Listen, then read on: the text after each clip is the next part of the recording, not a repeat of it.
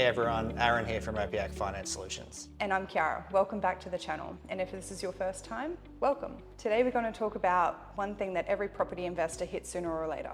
You've got one property, but then you're stuck. Yeah, you start wondering, how do I actually grow this into a portfolio without blowing up my budget? Exactly. It's one of the most common questions we come across. Some people think it's just some magic formula, but really it's about understanding the finance side of the game and then matching that to your goals. We're going to unpack everything today, from savings and deposits to LVRs and LMI to structuring your loans and, of course, some real examples of how Aussies have done it. And just to set the tone, this isn't going to be some lecture. Just think of it as us having a chat over coffee, us talking about our experiences and conversations we've had with our clients. Yep, we'll keep it practical. So let's start right at the beginning, getting finance ready. Before anyone even thinks about buying a second property, the biggest step is making sure you're finance ready.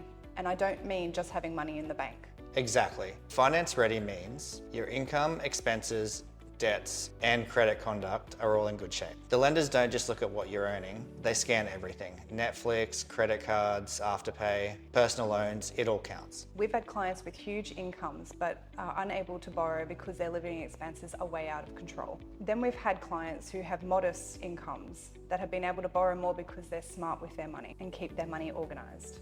If you want to grow your portfolio, there's two levers you can play with, LVR and serviceability. LVR stands for loan to value ratio. It's the percentage of the property's value that the bank is willing to lend. If your property is worth $600,000 and the bank lends $480,000, that's an 80% LVR.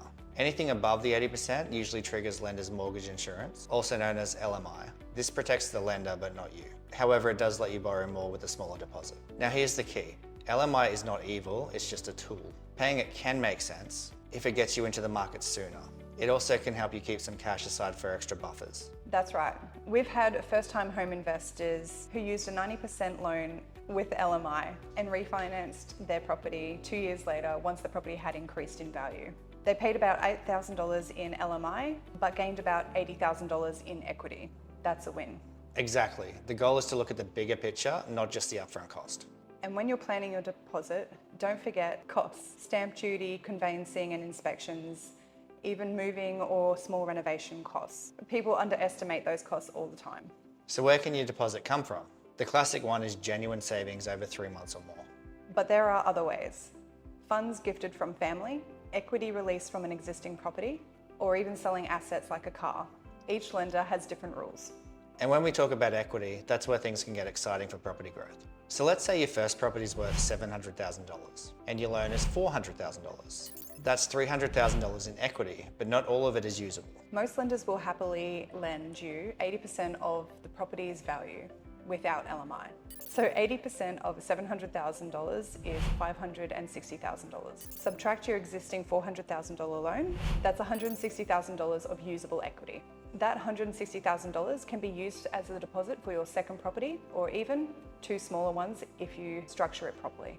That's where smart structuring comes in, but we'll get to that later. Equity is great, but if your income cannot support another loan, the bank will say no. Yep.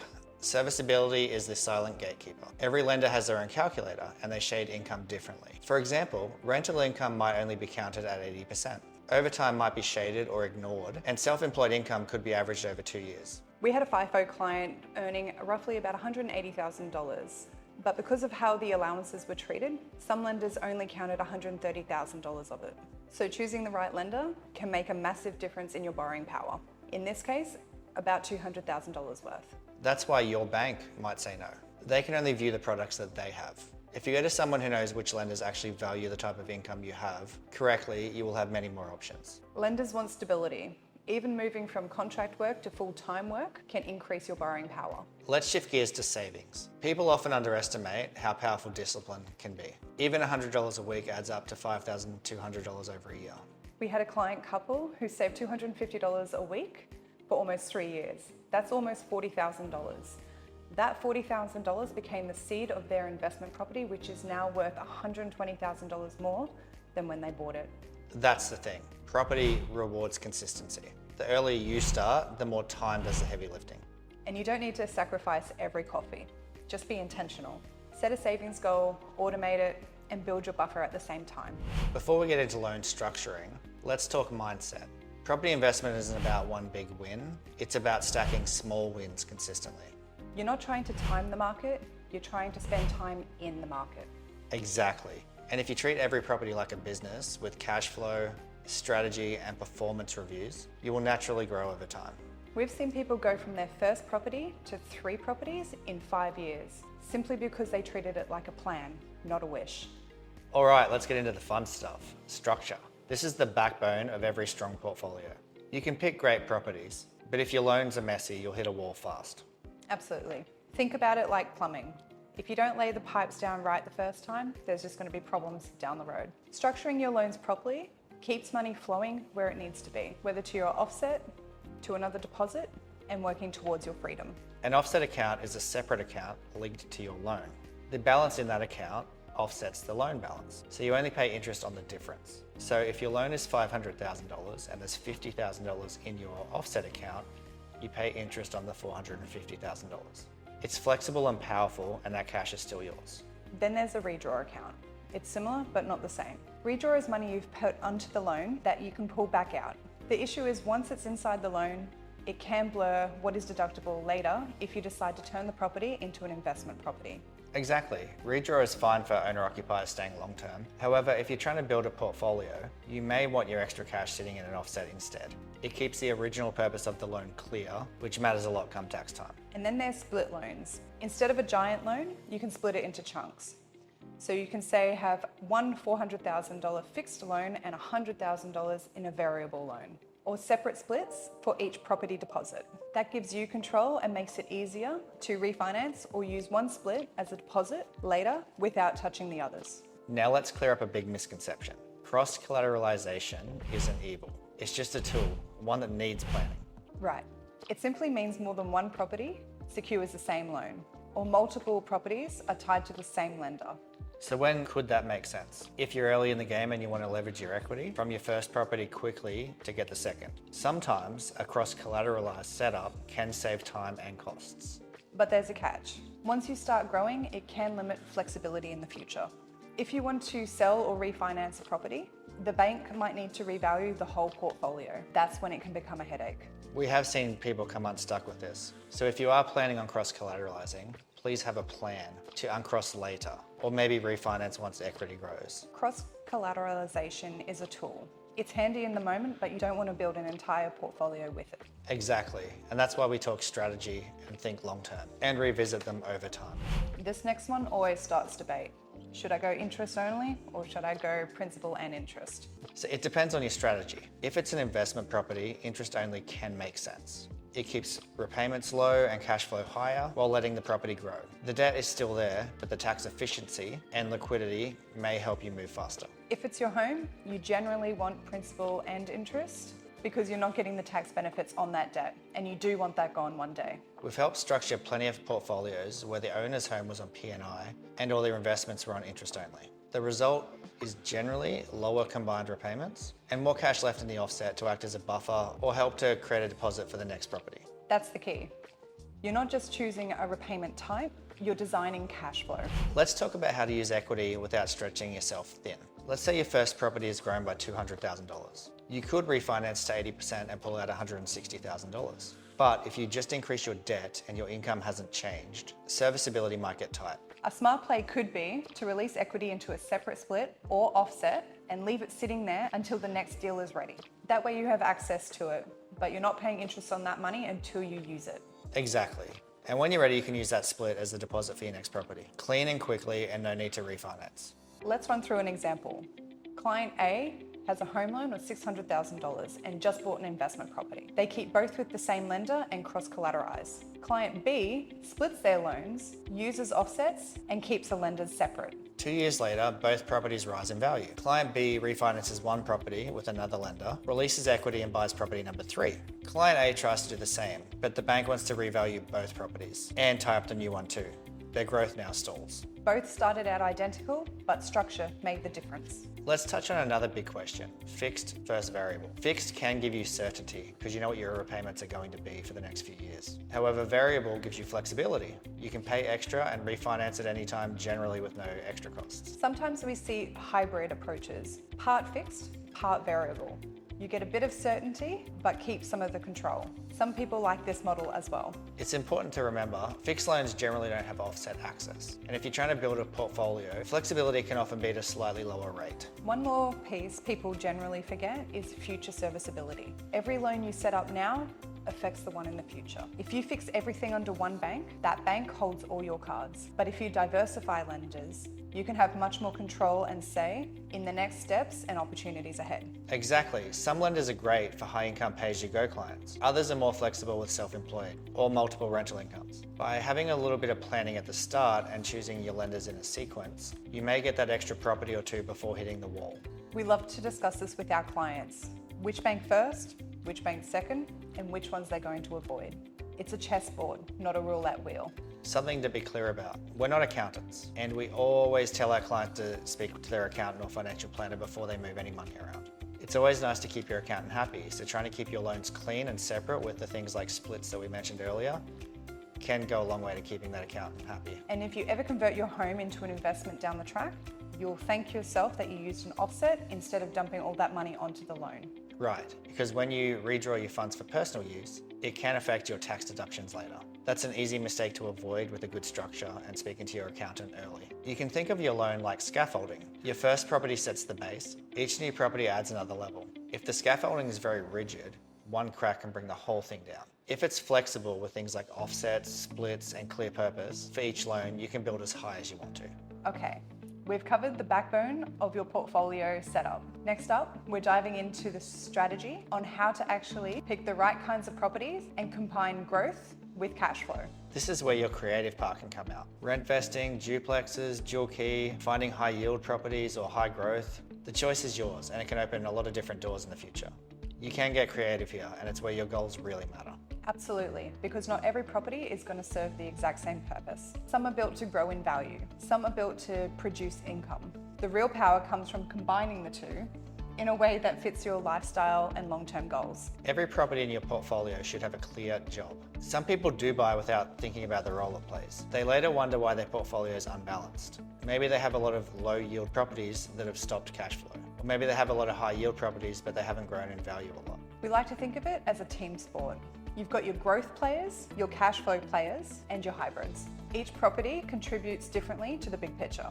Just as a general guideline, your growth properties are usually in metro or large regional areas, delivering long-term equity growth. Your cash flow properties can often be in smaller, higher yielding towns. These keep the bank happy and your serviceability alive. It's the mix that matters. A balanced portfolio gives you freedom to keep borrowing while your equity keeps compounding. Cash flow can be thought of as the money that's left after all expenses. Yield is the rent divided by the property's value. This is a quick way to measure income return. Capital growth is how much the property's value has increased over time. You can't survive on growth alone if you can't afford the holding costs. And you won't build wealth on yield alone if your property never grows in value. The goal is to find the sweet spot between the two. A good portfolio doesn't just grow, it funds its own expansion. That's why cash flow is king and growth is queen. You do need both ruling together. Here's an example. A couple bought a townhouse in Brisbane a few years back for $520,000. Rent was about $500 per week. Not an amazing yield, but a strong potential. 2 years later, it's worth $650,000. They used that growth to buy a duplex-style townhouse, a duplex-style property in Toowoomba with a 6.5% yield. Now their Brisbane property builds equity and the Toowoomba one helps with the repayments. Exactly. Their portfolio works together. One creates the cash flow while the other drives value. And when you lay that over time, you get momentum. You're not just relying on one property to do all the heavy lifting. Let's talk about some of the property types that can fast track your cash flow. Duplexes and dual occupancies have been huge in the last couple of years. Yes, because you get two incomes from the one property. A properly built duplex will get at least 6 to 7% yield generally, and also creates equity from day one. The great thing is they appeal to both investors and owner-occupiers, so your exit options stay open. And then there's co-living. This is multiple leases under the one roof. When done right, this can give you over 7 to 9% yield, sometimes even more. That kind of return can balance out a whole portfolio, but it's not for everyone. Management is a bit more involved and the costs are generally higher. But for investors wanting higher cash flow return, it's gold. One of my favorite strategies is rent vesting. You rent where you want to live, but you buy where it makes sense financially. We just did a video on this last month. You might like the Gold Coast lifestyle, but you might not be able to buy here yet. So you rent near the beach and invest in a growth corridor like Ipswich, Logan, or regional New South Wales, where the numbers make sense. We've had young couples do this. One property in a regional town, then another in a metro area. And then within 5 years, they build up enough equity to move back and buy where they actually want to live. The key is detaching emotion from investment decisions early. Build wealth first, comfort comes later. We also have a lot of conversations around self-managed super funds right now. This can be a great way to expand your portfolio, but it's not for beginners. The strategy can definitely vary. Though our main focus is on property, I once heard about someone who bought a classic American car, drove it across the states, then imported it to Australia to let it grow in value in his SMSF. Not sure how the story turned out, but it was pretty interesting. That's a great story. Sounds like a bold move. It's definitely one that comes with risk, but I'm all for people making informed choices. Hopefully he had a chat with his financial planner and experts before doing this. SMSF rules are very strict. Used the right way though, and SMSF can be a powerful lever in your portfolio overall, and just having some control over your own future. We did have a client purchase a property in their self-managed super fund.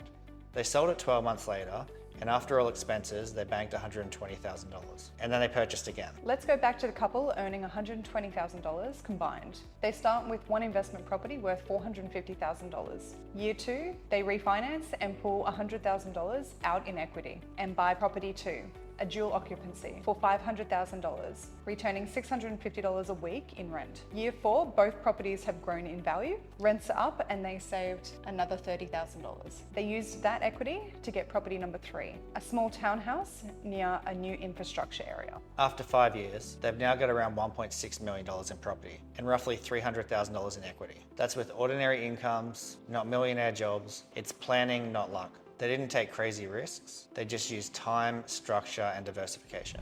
People always ask, should I buy a growth property first or a cash flow property? There isn't a one-size-fits-all answer, but generally, if you're on a very high income with a lot of tax and your goal is long-term wealth, start with growth. If your income's tighter and you need more support in the serviceability, try and start with cash flow. The magic happens when you pair them. A growth property can provide the equity, and a high yield property can make it easier to borrow again. This is why you plan a portfolio over the long time, not just a single purchase at a time. Diversification doesn't mean spreading across states. It means varying property types, rental markets, and lenders. You might have a metro property for growth, a regional dual occupancy for yield, and maybe a coastal townhouse for lifestyle. Each reacts different to market conditions. When one's flat, another one might be climbing. That stability may help you hold through different cycles. Here's an example.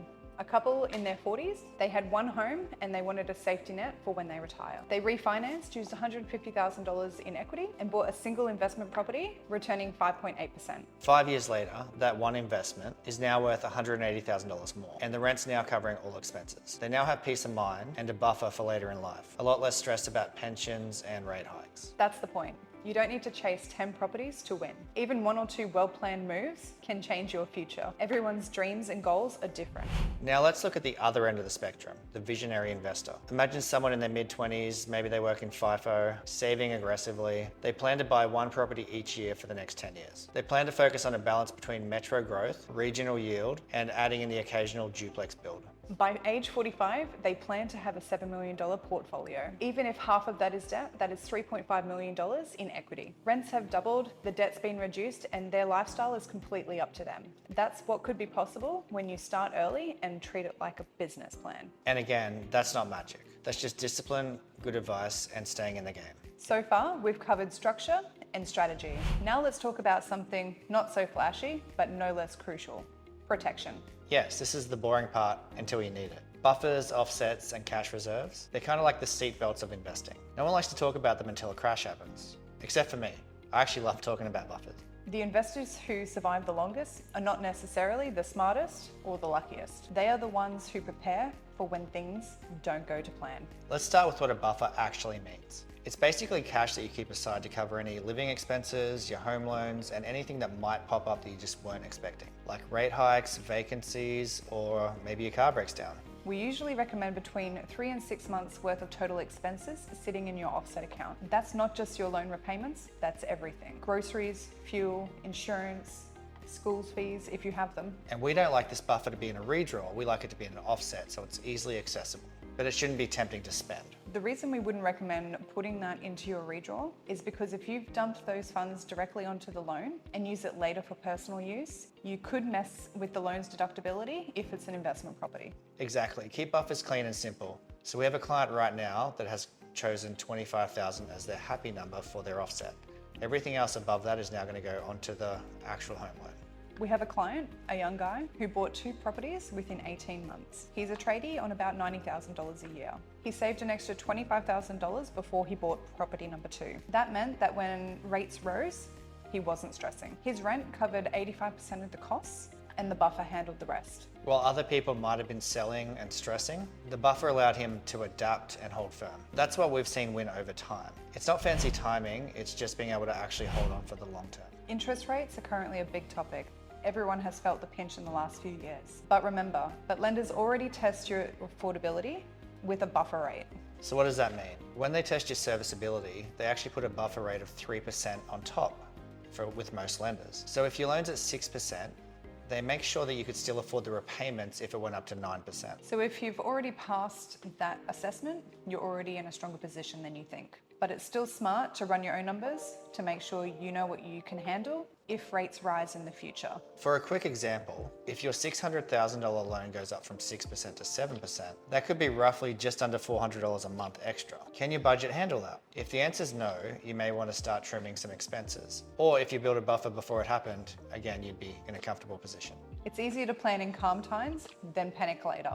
A lot of people think, I'll just build the buffer later, but I believe that's wrong. You should design it into your whole strategy. For example, if you refinance and release equity, you don't have to use it all for a deposit. Maybe keep $20,000 in your account as a buffer. Or if your rent increases, don't immediately go out and upgrade your car or lifestyle. Bank that extra cash for 6 months. Build the breathing room first. We have had some clients that have had strict rules. One of them had a rule that 20% of all income, that 20% of all rent coming in went straight to an emergency fund in their offset. It might sound small, but over 2 years it added up to $25,000. That's peace of mind. And while we're on protection, let's not forget insurance. Landlord insurance for property damage or loss of rent. Income protection or trauma protection for yourself can definitely be beneficial. Yes, because a well-structured loan doesn't mean much if your income stops. Property is a long game, and your ability to hold is what matters a lot. We've seen it firsthand. We had a friend who had to take 6 months off work because of a surgery. Their income protection kicked in, covered the repayments of their loan, and they didn't have to sell. That's what keeps you in the game. Let's talk about diversification in cash flow. When you've got multiple properties, each with a slightly different rental market or structure, your portfolio can become more stable. If one property is vacant for several weeks, the others still produce income. It's another reason we like mixing metro and regional or single or dual occupancy. You don't want your entire portfolio exposed to one type of tenant, one area or one economy. Spread it sensibly.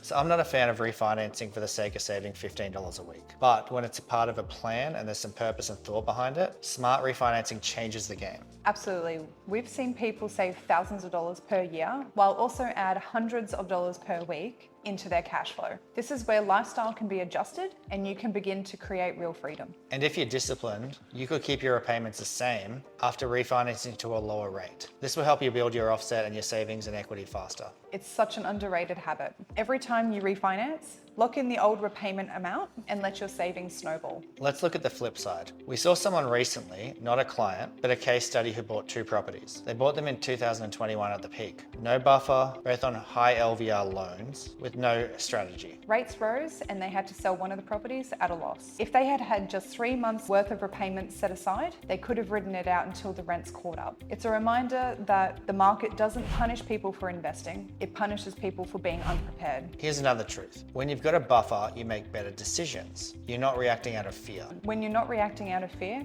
you think long-term and not short-term. You don't panic sell because of the news headlines or the rates rising. It's like having emotional insurance. Confidence comes from preparation. Having extra money in the offset account usually leads to a conversation around buying within your means and not completely stretching yourself thin. Here's a story I love. A couple that we know bought 2 investment properties in the last 2 years. One of the tenants lost their job and had to move out. However, because the couple had $15,000 in their offset account as a buffer, they could cover the repayment while the place sat empty for 3 months. If they didn't have the buffer in place, they would have been panicking and may have had to sell. Since that day, rents have risen over 15%. They now have a cash flow positive property and it's gone up $400,000. That's how you survive these cycles, by planning for the downsides and waiting for the upside. All right, let's talk about the part that everyone forgets when they start into property: time. People get caught up in what the market's doing right now, but property is a slow burn game. Property is not crypto. You don't get rich overnight. You get rich quietly over time, while everyone else is distracted. The magic ingredient isn't luck, it's patience plus compounding growth. If you were to buy a $600,000 property and it grows just 5% per year, on average, that's $30,000 in the first year. But in the 10th year, that $600,000 property is almost $1 million now, and that's growth of around $50,000 per year. Your asset keeps working harder the longer you own it. And it's not just growth. It's rents as well. Rents usually increase over time with inflation. So while your income goes up, your loan balance either stays the same or goes down. That's how real wealth is created. The hard part is staying consistent long enough to let compounding do its thing. Let's compare two hypothetical investors from the past. Investor A plays it safe. They buy 2 properties and hold them for 30 years. The median house price on the Gold Coast 30 years ago appears to be about $160,000. Both were on principal and interest repayments only, and after 30 years were completely paid off. Each property is now worth over $1 million and bringing in about $900 per week in rent. That's $2 million worth and $1,800 worth of rent per week just from staying in the game. Now, hypothetical investor B takes a more growth mindset. They buy 1 property every 2 years for the first 15 years. They end up with approximately 8 properties in total. Some are high growth and some are high yield. With the growth we've seen, the hypothetical portfolio could reach well over $8 million. And with the proper strategy in place, focusing on paying them down one at a time and staying strong and disciplined to the overall actual goal and plan, they are also debt-free after 30 years. This time earning over $8,000 per week. That's something that is possible. 2 very different outcomes, and it all started from the same first property. You don't have to buy 10 or more properties. This is just an example to show you what is possible. People worry about inflation like it's the enemy, but for property investors, it can actually be your friend. Absolutely. Inflation destroys the value of money. You borrow $500,000 today, and in 20 years, that debt can feel tiny compared to the rents at the time. Meanwhile, the properties are worth more, the rents are higher, but your repayments are either the same or lower in real terms. That's how investors build wealth quietly while really living their lives. Property moves in waves. There's growth, plateaus, corrections, growth again. If you zoom in, it'll look bumpy. But if you zoom out 30 years, it'll look like a staircase going up. People who panic and sell on the dips miss the next upswing. People who hold with buffers ride it out and come out miles ahead. We know people who bought in 2011 when everyone said the market was dead. By 2017, those properties had doubled. You make money in property by staying in the game while other people are on the sidelines. You buy a $500,000 property and the rents are $450 per week. If the rent grows 3% per year, in 15 years it's around $700 per week. Meanwhile, if you're paying principal and interest, your loan may have dropped from $400,000 to $250,000. That's a $700 a week income against $250,000 debt. This property is now cash flow positive. If you can multiply that across several properties, this is how people replace their income with rent. We know a teacher earning about $95,000 a year. He bought 1 property every 4 years. Very conservative, nothing crazy. After 20 years, he owned 5 properties, worth about $5 million with a $1 million debt. His rent covers all repayments and he's currently earning about $80,000 per year. He never took a big risk, he just stayed consistent. Now he can choose whether to keep teaching or to retire early. That's what compounding looks like in real life.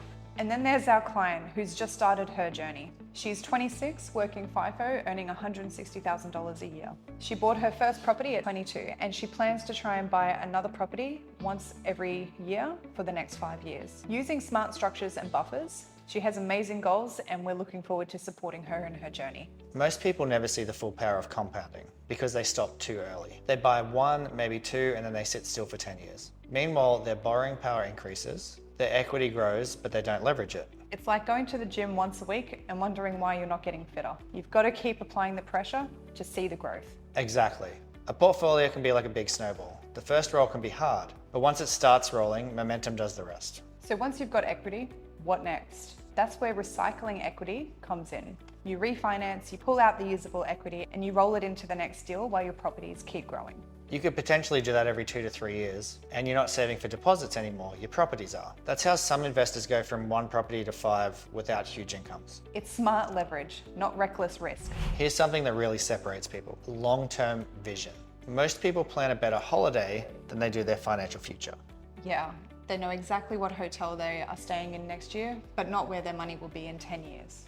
If you can picture where you want to be at 60 and work backwards, the decisions you need to make at 30 to 40 become very clear. You might not need 10 properties. Maybe 3 or 4 will be enough for you to retire comfortably, but you won't know until you map it out and run the numbers. Grab a piece of paper and write this down. What's your ideal lifestyle look like in 30 years? What does it cost per year in today's dollars? Now work backwards, see how much rent or passive income you would need. This will give you an indication of how much money you need in retirement.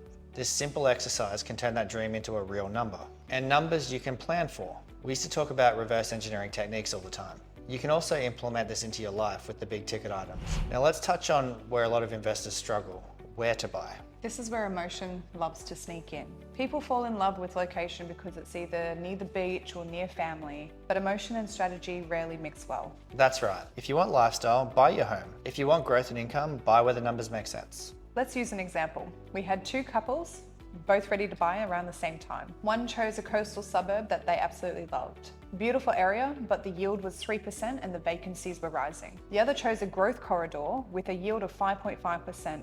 with a strong infrastructure pipeline. If you fast forward 3 years, the first property is worth roughly the same. The second property is up nearly $120,000 and renting at $120 a week higher. Both bought at the same time. One followed data and the other followed emotion. It can feel overwhelming. That's where a good broker and a property strategist comes in. We interpret the numbers and help you make decisions that line up with your financial plan. You can focus on your career and family, and we'll help introduce you to the right professionals that can help make your life easier. I've spent a small fortune over the years going to different property groups and listening to experts and actual experts. And I can tell you there are a lot of people out there selling the dream. They take you in a penthouse, they give you a nice glass of wine, and they tell you how everything's going to be easy. A lot of them are double dipping and getting paid from you and the developer. Transparency and care mean the world to us and our clients. And I highly recommend, if you don't have the time or knowledge to find a good spot to invest, you reach out and ask. Let's move to the next piece, reassessing goals. Because life changes, jobs change, families grow and priorities shift. Your property plan should evolve as well. We encourage clients to do a yearly review. You can ask, has my income changed? Have my expenses changed? Have my goals changed? Do I need to adjust my structure? Do I want to purchase again? A 5-minute check-in once a year can save you years of lost opportunity. And it keeps you accountable. You can't manage what you don't measure. Let's share a few quick examples of how different goals shape different strategies. You might be a FIFO couple on a combined $200,000 a year income, and you want to get some financial freedom by the age of 50. You could focus on high yield, dual occupancies, and rent vesting, and quite comfortably hit the $5 million in assets within 10 years. You could then begin to start selling down to live debt-free. Or maybe you're a nurse who just wants security. One investment property behind her home, slow and steady, offsets filled, safe buffer. She will retire with a fully paid off house with $40,000 in passive income. And finally, a self-employed tradie who started later in life at 45. He could buy 2 solid houses with granny flats. By 60, he'll have $2 million in assets, and his kids will be set up with equity for their first homes. 3 very different lives, 3 completely different strategies. These are just examples of strategies we have come up with other professionals to help our clients work towards their goals. It's always good to monitor and check in on your portfolio. Some properties will outperform others. That's where refinancing, rent reviews, and even selling come in. Sometimes selling one underperformer to buy a better one is smarter than holding it. Buy and hold doesn't have to mean buy and forget. You're the CEO of your property business. You should treat it that way.